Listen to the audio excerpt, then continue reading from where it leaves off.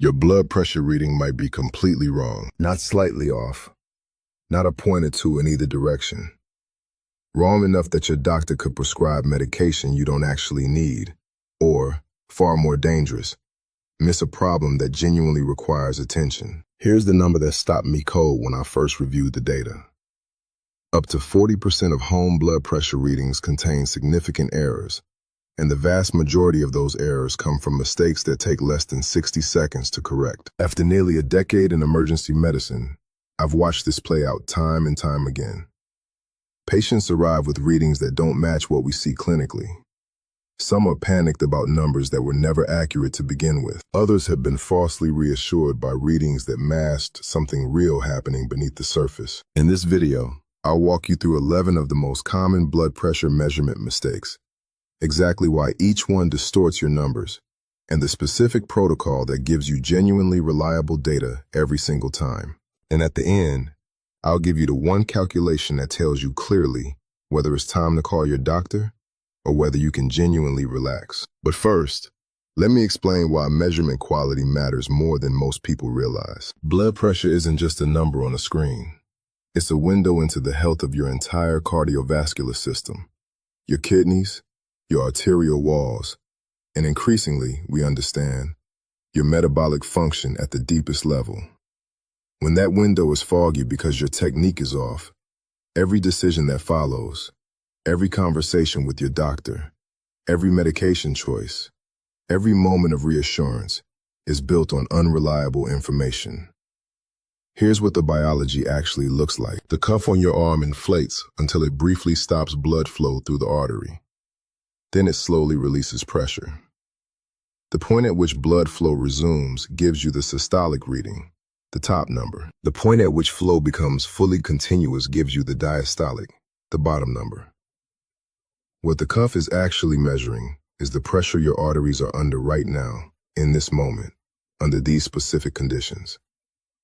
If those conditions are wrong, the reading reflects the conditions, not your actual cardiovascular state. And this connects to something I see in metabolic medicine constantly. Insulin resistance, which affects an estimated 88% of adults to some degree, drives chronic elevation of arterial stiffness, sodium retention, and sympathetic nervous system activation. All three of those mechanisms push blood pressure up, persistently, silently, over years, which means that inaccurate readings don't simply affect whether you take blood pressure medication. They can mask or exaggerate a deeper metabolic process that deserves real clinical attention. Accurate measurement is how you find out whether that process is happening to you. So let's fix the technique. Then the data becomes genuinely useful. Mistake number 1, not resting before you measure. Most people sit down, strap on the cuff, and immediately press the button. It feels efficient. It isn't. Physical activity, even walking across a room, even moving briskly from one part of the house to another, activates your sympathetic nervous system. Your heart rate increases. Your arterial walls tighten slightly as part of a normal adaptive response. That response doesn't vanish the moment you sit down. It fades gradually. Your heart is still cycling at an elevated rate. Stress hormones like adrenaline and cortisol are still circulating. The arterial tone that rose during movement hasn't fully returned to its resting baseline. Research consistently shows that skipping the pre-measurement rest period inflates your systolic reading by up to 11 points. 11 points. That's enough to move someone from a completely healthy reading into a pre-hypertension category, purely because they didn't sit quietly for 5 minutes first. The fix is straightforward. Sit in a proper chair, feet flat on the floor, back supported for at least 5 minutes before you measure. Use that time to breathe slowly. Think about nothing in particular. Let your nervous system genuinely settle. And this connects directly to mistake number 2, because what you do during that rest period matters just as much as the rest itself. Mistake number 2, talking while the cuff is on. Take someone like Marcus, 52 years old, running his own business, always managing multiple things at once. He measures his blood pressure while half formulating a response to something his partner just said from the other room. The cuff is on. He's technically sitting still, but he's talking. That's a measurable problem. Even brief, casual conversation during measurement adds approximately 7 points to the systolic reading. The mechanism is the same. Sympathetic activation we just discussed, triggered now not by movement, but by the mild cognitive and vocal effort of speaking. Your vocal cords activate, your intercostal muscles engage. Your brain shifts into a mode of mild alertness and social processing. All of that has a cardiovascular signature, and it shows up in your numbers. No talking, no texting, no watching anything stressful on a nearby screen. Sit, be still, then measure. Mistake number 3, caffeine before measuring. For people who aren't regular daily caffeine consumers, coffee, strong tea, or energy drinks can elevate blood pressure by up to 10 points within 30 minutes of consumption. Regular daily coffee drinkers develop a degree of tolerance, so the effect is smaller, but still present and still measurable in research settings. Caffeine works by blocking adenosine receptors, which normally act as a natural brake on the sympathetic nervous system. When those receptors are blocked, the sympathetic system runs slightly hotter, and blood pressure reflects that directly. The practical rule is straightforward. Wait at least 30 minutes after any caffeinated drink before taking a reading. If your morning routine involves coffee first and blood pressure second, you're introducing a consistent source of error into every single morning measurement. Over a week of monitoring, that adds up to a systematically distorted picture of where your true baseline actually sits. Mistake number 4, a full bladder. This one surprises almost everyone the first time they hear it. When your bladder is full, your body activates the sympathetic nervous system, partly in response to the physical pressure and the discomfort of retention. It's the same fight or flight pathway, activated not by stress or exercise this time, but by the internal pressure signal your bladder sends when it needs emptying. That sympathetic activation has cardiovascular consequences. Studies have measured systolic pressure increases of up to 15 points attributable to a full bladder alone. 15 points from bladder pressure. Go to the bathroom before you sit down and measure. It takes 30 seconds and eliminates a 15-point potential distortion from your data. This is one of the easiest corrections on this entire list, and one of the most consistently overlooked. Mistake number 5, crossed legs. This is the single largest postural error in home blood pressure monitoring, and the research behind it is unambiguous. When you cross one leg over the other, you compress the major blood vessels in your lower body, particularly the femoral vein and the popliteal vessels behind the knee. The heart has to generate greater pressure to push blood through those restricted pathways. That increased demand transmits directly into the reading you get from the cuff on your arm. Blood pressure rises, reliably, by an average of 15 points in the systolic reading. 15 points from leg position alone. This is also one of the most natural, habitual postures for many people. We cross our legs without thinking about it. We don't notice we've done it. The cuff inflates while we're sitting exactly the way we always sit, and the reading comes back elevated, and nobody connects the posture to the number. Feet flat on the floor. Both feet flat, every single time. There are no exceptions to this if you want readings you can actually trust. And this connects directly to the next mistake, one that most people have never even considered a problem. Mistake number 6, no back support. When your back isn't supported, your core and spinal muscles engage isometrically to hold your torso upright. That sustained low-level muscular contraction creates a physiological load, similar in mechanism to a mild physical effort, that elevates blood pressure by up to 10 points. It isn't dramatic, but it's consistent, and it compounds with the other errors on this list. People measure sitting on the edge of a bed, or on a stool, or leaning slightly forward. None of these postures feel like exercise, but the body doesn't distinguish between intentional effort and postural maintenance. If your muscles are working, the cardiovascular system responds. Sit in a chair with a proper back. Rest fully against the support. Shoulders relaxed, not rolled forward. Think of it as deliberately removing every possible source of physical effort from the equation. Before I continue with the remaining mistakes, I want to say something directly. None of these errors mean you've been careless. None of them mean you haven't been paying attention to your health. These measurement protocols are almost never properly explained. Not at the pharmacy when you buy your monitor. Not in most routine GP consultations. Not in the instruction leaflet that comes in the box. The system hands you a device, assumes you know how to use it correctly, and then makes clinical decisions based on the data you generate. You're not broken. You simply haven't been given the full picture. That changes right now. Mistake number 7. Incorrect arm position. Your arm needs to be at the level of your heart during measurement, not below it, not above it, at exactly the same height. When your arm hangs below heart level, gravity assists blood movement toward the cuff, creating a slightly elevated column of pressure that the device reads as part of your arterial reading. The result is an artificially elevated number. For every inch the cuff sits below heart level, you add approximately 2 millimeters of mercury to the reading. A freely hanging arm resting on your knee may sit 4 to 6 inches below heart level, which translates to a meaningful and consistent inflation of your systolic number. When your arm is raised above heart level, the opposite occurs. Blood moves away from the cuff under gravity, and the reading comes back artificially low. Rest your arm on a flat surface, a table, a desk, so that the midpoint of the cuff sits roughly level with the center of your chest.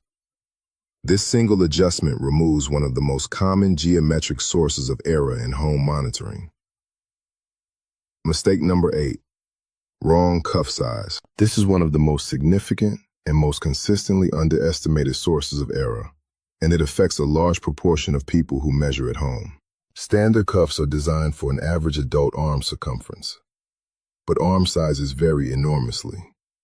Someone with a larger arm, whether due to muscle mass, body composition, or simply larger bone structure, is at high risk of generating systematically inaccurate readings with the standard cuff. When the cuff is too small for your arm, it has to generate greater pressure to compress the artery beneath the larger volume of tissue.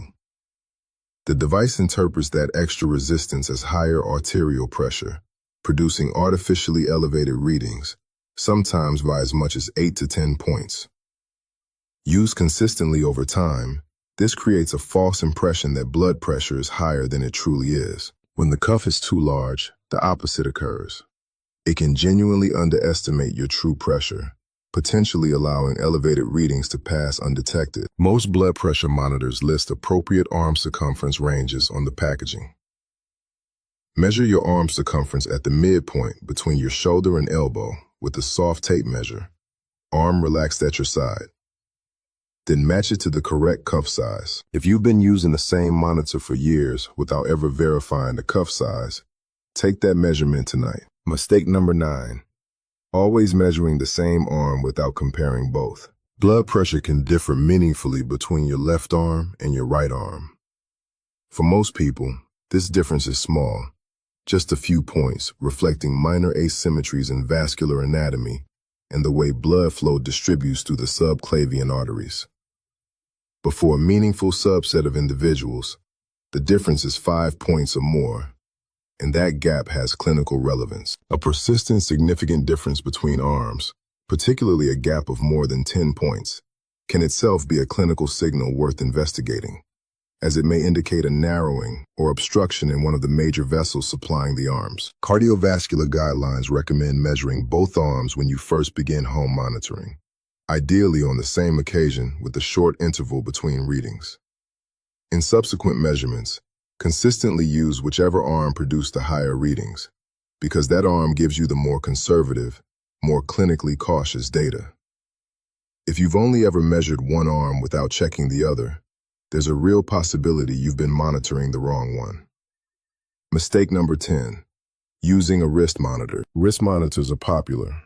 I understand why. They're compact, discreet, and simple to put on. But the anatomical reality creates problems that convenience doesn't solve. The arteries at the wrist are significantly smaller than those in the upper arm.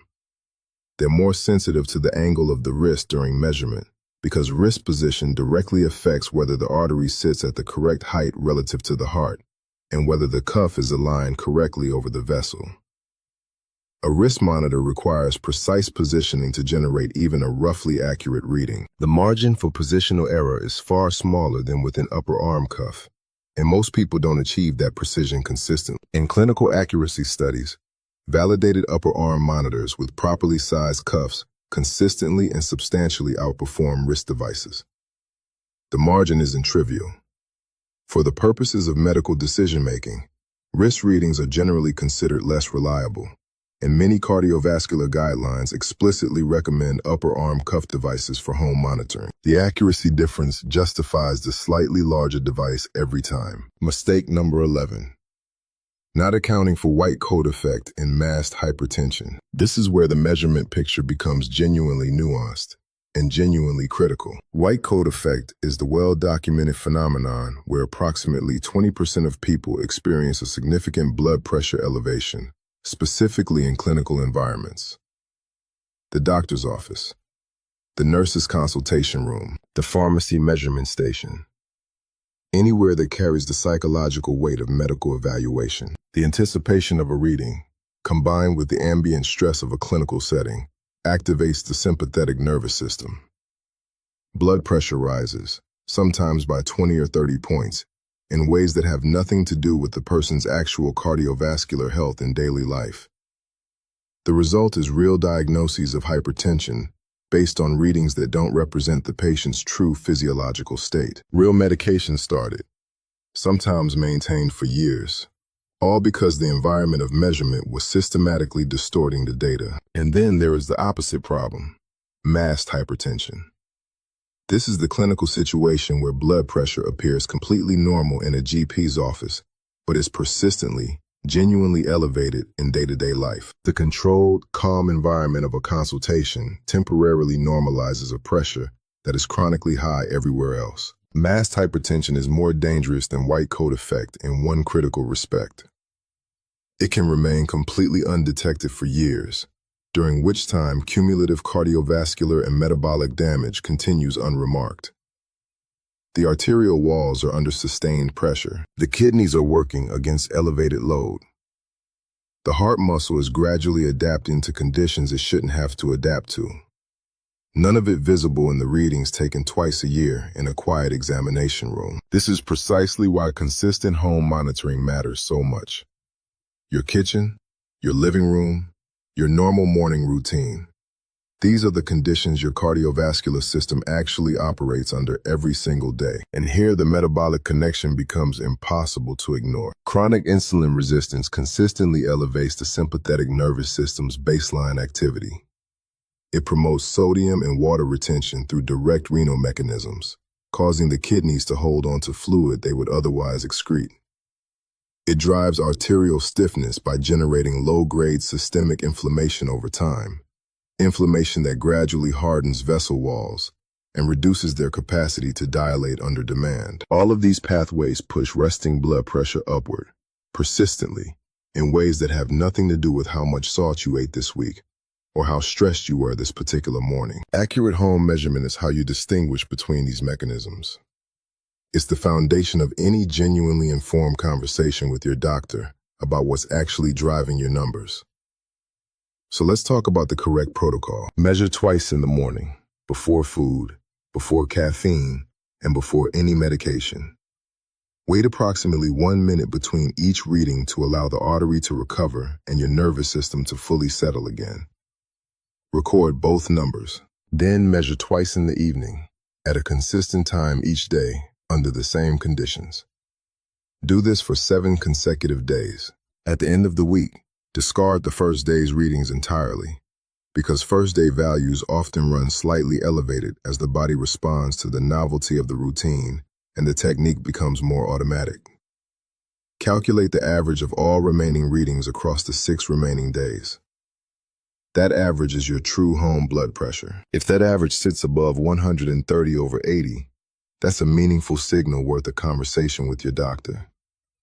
Not a panic signal, not a crisis, a signal that deserves proper clinical evaluation, taken seriously, followed up appropriately. If your average sits consistently below 130/80, with correct technique applied throughout, that's genuinely reassuring data. The kind of reassurance that's actually grounded in something real and reliable. The difference between that reassurance and unnecessary anxiety, between catching a real problem early and missing it for years, comes down entirely to measurement quality. 11 mistakes.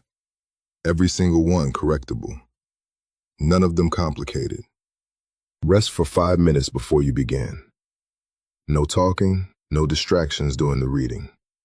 No caffeine in the 30 minutes prior. Empty your bladder first. Feet flat on the floor, no crossed legs. Back fully supported against the chair. Arm resting at heart level on a flat surface. Correct cuff size matched to your arm circumference. Measure both arms initially, then consistently use the higher reading arm. Use a validated upper arm monitor rather than a wrist device. And measure at home, consistently, over time. That's a complete evidence-based protocol. It costs nothing to implement beyond the time it takes to do it correctly. You don't need new equipment. You don't need a different device. You need correct conditions applied consistently for 7 days. The data you generate with this approach is genuinely clinically useful. It guides real conversations with your doctor. It tracks the actual impact of lifestyle and metabolic changes over time. It tells you whether the changes you're making in diet, in movement, in sleep are actually moving your cardiovascular numbers in the right direction. And it gives you an honest, accurate picture of your cardiovascular health, rather than a distorted snapshot taken under the wrong conditions at the wrong time. If this was useful, it would mean a great deal if you subscribed. It helps me keep making content grounded in actual clinical evidence, without the simplifications that usually get substituted for real information. Next, I'll be going deep on what your blood pressure readings actually mean once the numbers are accurate, and what the metabolic research says about moving them in the right direction. Take care of yourself and measure it right.